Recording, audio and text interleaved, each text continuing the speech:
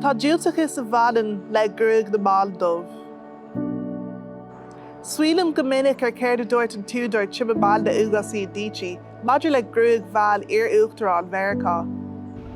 Do mar rud é go raibh stíleanna nádúrtha ag Michelle Obama, níl seans na láideáil go mbeadh Barack Obama sa teachbán. Mar saoilín chunas go mbeadh Mheascra gheall sásta vótachán de ar atá mBan dubh le afro aige. Sé sin chunas a aibrí le cíneachas institútha a cara. Táid fí smacht go chfuil cúiseach. Fáilte go dain na mBan dubh.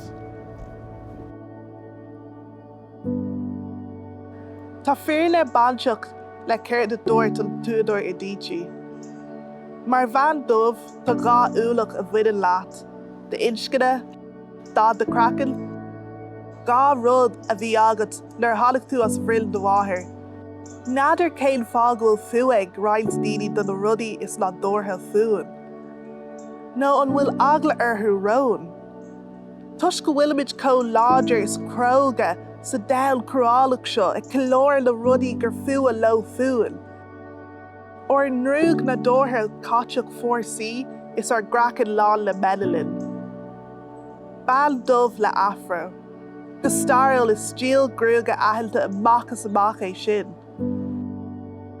Ba himbal den bhíletucht bhí ann.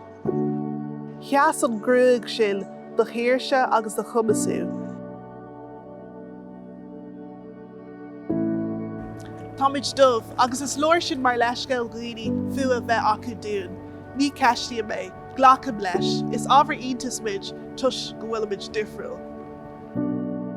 Tá polítíocht faoi le a bhadan le ghruaig na mBan dubh, níl cad agam ar rá féin dhéanamh. Déanann an sucaí an rá an dún.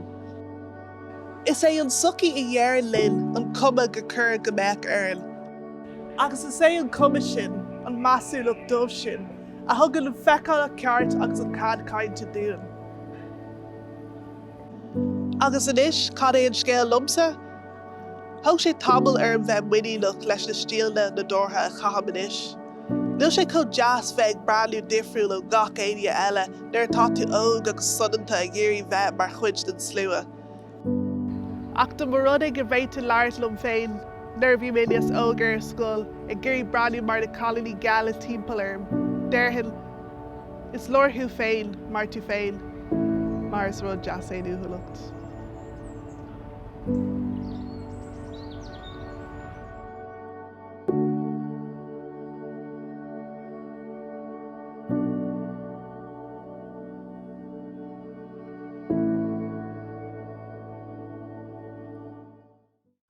John. Fresh. Leabhair.